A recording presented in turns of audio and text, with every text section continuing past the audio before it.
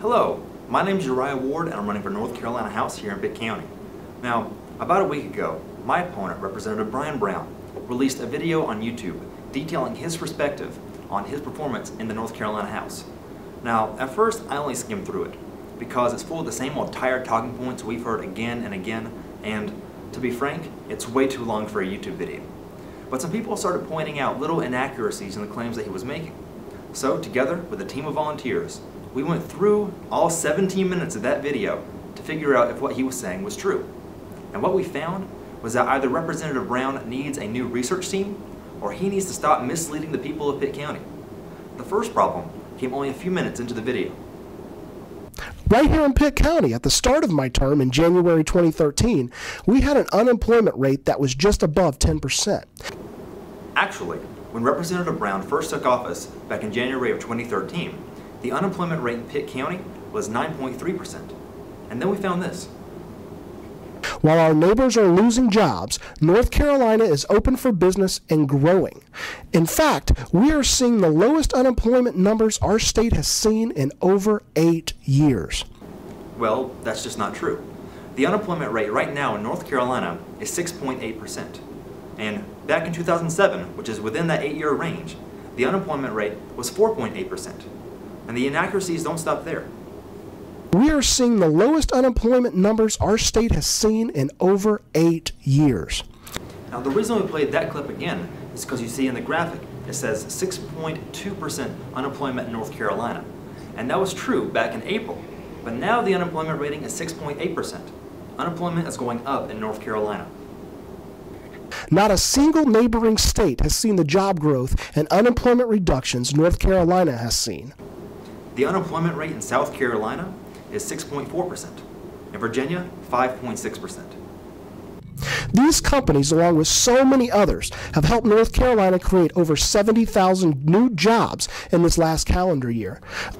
It was actually just under 70,000, 69,300 to be exact. That one's a little bit nitpicky, but it keeps going from there. After a lot of work, we are also very proud to say that North Carolina is the 4th best state for business in the country. Now, that ranking comes from Forbes magazine, and it sounds impressive until you realize that we used to be ranked 3rd. CNBC also does a ranking, and right now we're ranked 5th, which again sounds really impressive until you realize that again, a couple of years ago, we were ranked 3rd. We're not getting better, we're getting worse. A distinction that is prompting companies of all sizes to look towards the pirate state, the Tar Heel state. Just to clarify, this is our state. North Carolina is also ranked 6th nationally for economic competitiveness. Now, that rating comes from ALEC, or the American Legislative Exchange Council, and that is a far-right organization that ranks you higher the more you cater to the super wealthy in your area. Now, that is not a ranking that's reliable, and it's certainly not one to be proud of. Instead, North Carolina teachers will have received one of the largest pay increases in our state's history. Now, you'll notice that on the graphic, it says largest pay raise in North Carolina history, which is not true. The largest pay raise in North Carolina history was back in 1999. And to his credit, Representative Brown is backing away from this talking point, even though he was using it earlier on in the campaign. But this is a case where you need to make sure that your new talking points get to the video editor. Now, you may hear that these teachers are leaving North Carolina to take positions in other states. And although there could be a handful of teachers leaving for other states, for the majority of teachers, that is simply not true. Actually, we're losing hundreds of teachers to other states, and you can find those links below. You see, our public school system is not competing with Texas or Tennessee. Our public school system is competing with the private sector. Actually, we are competing with other states. And not only are we competing, we're losing. And again, you can find the links below. Your Republican legislature stepped in and reformed our failing system. We eliminated the 3-tier tax bracket system and placed all North Carolinians on a flat, fair 5.8% rate this year and a 5.75% rate next year. Now you see that graphic there. It says lower taxes for all North Carolinians, and that is not true. Because of changes in the tax code, where the sales tax was increased and expanded in some cases, the bottom 80% of income earners in North Carolina are going to pay more on average, not less. We also said no to Obamacare and Medicaid expansion, not because we want to deny coverage, but because North Carolina has a broken Medicaid system. Now, Representative Brown will talk and talk about his decision to reject the Medicaid expansion because of how much it would have cost us. And it would have cost us $3.1 billion over the first 10 years. But over that same 10-year period, we would have brought in $51 billion.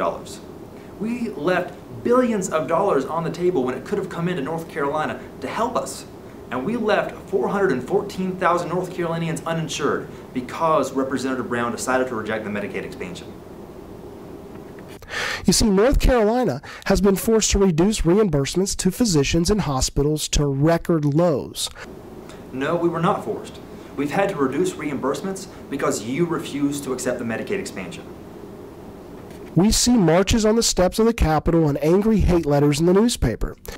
Now, I'd just like to take a moment to thank everyone who's written a letter to the editor in support of my campaign.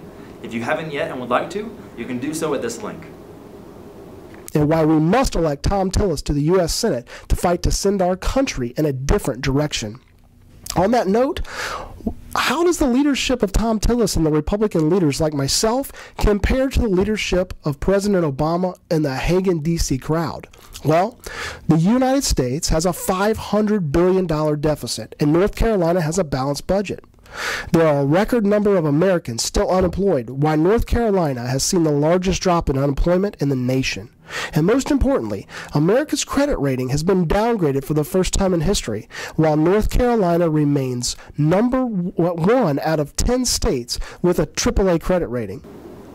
Now here, he's trying to make the case that we ought to vote for Tom Tillis for U.S. Senate. And again, as he's doing so, he's saying things that are just not true. He says that the United States is still seeing record unemployment. Our unemployment rating as a country is 5.9%, which is nowhere near a record.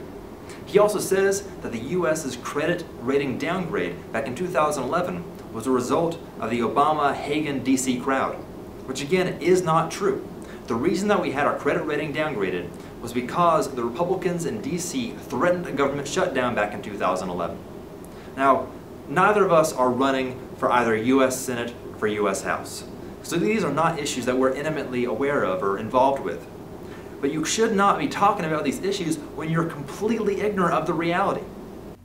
Of course, elections cost money. Lots of money. He actually got that one right. Campaigns do cost quite a bit of money. And if you'd be willing to support our campaign, you can do so by visiting uriahward.com/contribute. I'd also encourage you to like and share this video. Now, Pitt County deserves better than a representative who will go this far out of his way to mislead his constituents. And hopefully this video will go a long way towards combating these misleading talking points. Together in this election, we have a real chance to take back this seat and move Pitt County in the right direction. And I hope you'll join me. That was under 17 minutes, right?